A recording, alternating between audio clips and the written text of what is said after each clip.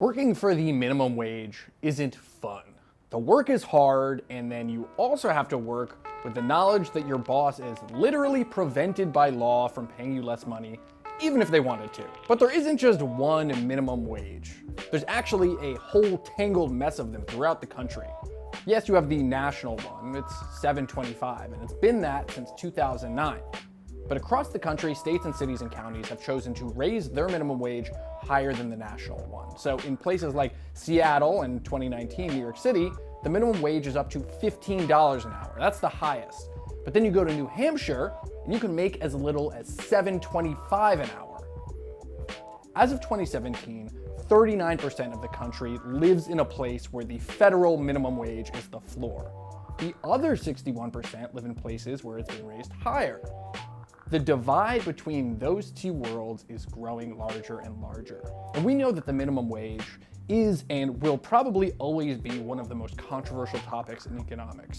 On one side, you have people saying it needs to be raised because if you raise it, it'll help lower income workers make more money. Then you have opponents saying that raising the minimum wage will actually lead to lower employment, and in the end, workers will make less money. You've heard these arguments before. So let's look into it. How have minimum wage increases actually affected those making the lowest wages?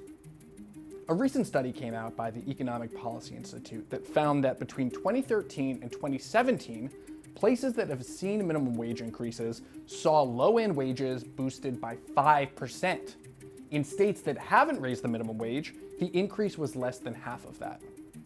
The same study also showed that the increase boosted the wages of women in the bottom 10th percentile of workers by 5%. That's compared to less than the 1% in states that hadn't raised the wage.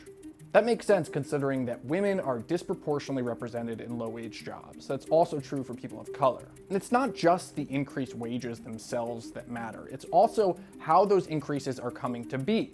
Right now, the federal minimum wage number is fixed. It's been stuck at $7.25 for about a decade.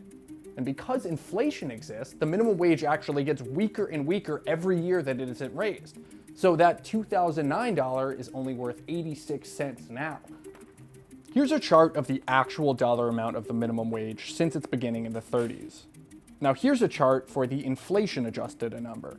We can see that right now, when you account for inflation, the minimum wage is actually worth less than it was 60 years ago. So to actually raise the minimum wage, Congress has to proactively pass a law and the president has to sign it.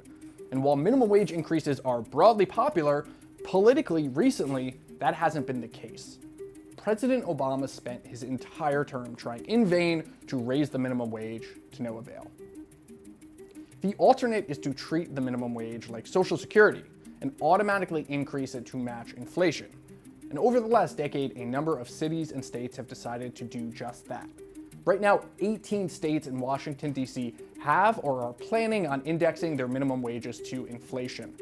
So with each passing year, the 39% and the 61% grow further and further apart.